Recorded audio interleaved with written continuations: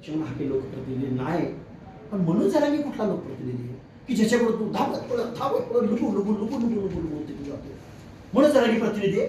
अरे बोलताना तरी जरा सेन्स ठेवून काय बोलतोय आपण, जरा तरी भान ठेवत जावं ना. तर मीडिया आला, एखाद्या चॅनलनं आपल्या ऑफिसमध्ये बोलून तुमची मुलाखत घ्यायला बोलवलंय, म्हणून ते लक्ष्मण हाके कुठला लोकप्रतिनिधी मी काय त्याला ओळखत नाही. मनोज जरांगे कुठल्या सभागृहाचा लोकप्रतिनिधी आहे तेवढं मला लाडनी सांगावं.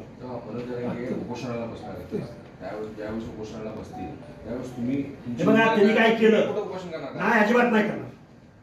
त्यानं उपोषण नावाचं हत्यार बदनाम करून टाकलं. लोकशाहीमधलं सर्वश्रेष्ठ वेपन, जनतेच्या प्रश्नावरती सर्वात शेवटचं वेपन आहे लोकशाहीचं. जनतेचे प्रश्न सोडवायचे व्यापक प्रमाणात. मी मगाशी सांगितलं तुम्हाला कुणी केली उपोषण, ती माणसं काय होती, त्यांचं अवलोकन काय होतं आणि याचं काय अवलोकन बघून घेतो.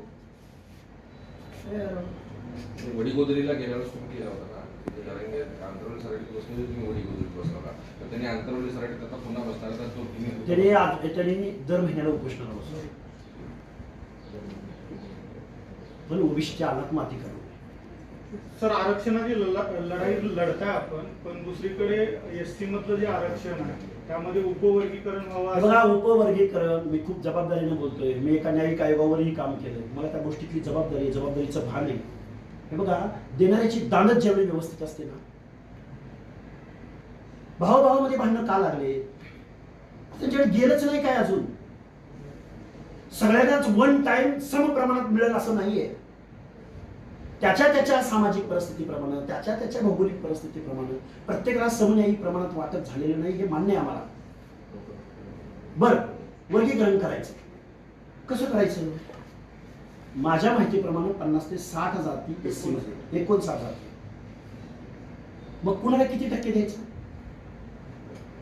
बरं दिलं, कुणाला कुठल्या गटामध्ये टाकायचं काय माहितीये? कुठला इम्पेरिकल डेटा आहे गव्हर्नमेंटकडे? बायफ्रगेशन केलं.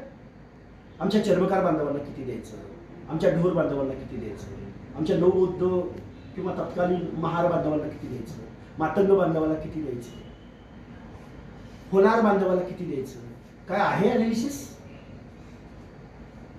एससी प्रवर्गात येणाऱ्या 59 जातींचा हा आक्रोश आहे. पण भावाभावात भांडण लावून निवडणुकीचं गणित, व्याकरण याच्याही पलीकडे जाऊन मला खूप गोष्टींची कल्पना आहे, पण या सगळ्या प्रश्नाचं उत्तर देण्याची विनंती किंवा जबाबदारी मी माननीय बाळासाहेब आंबेडकर यांच्यावर सोपवतो. उपवर्गीकरणाच्या बाबतीत आरक्षण संपवण्याचा दावा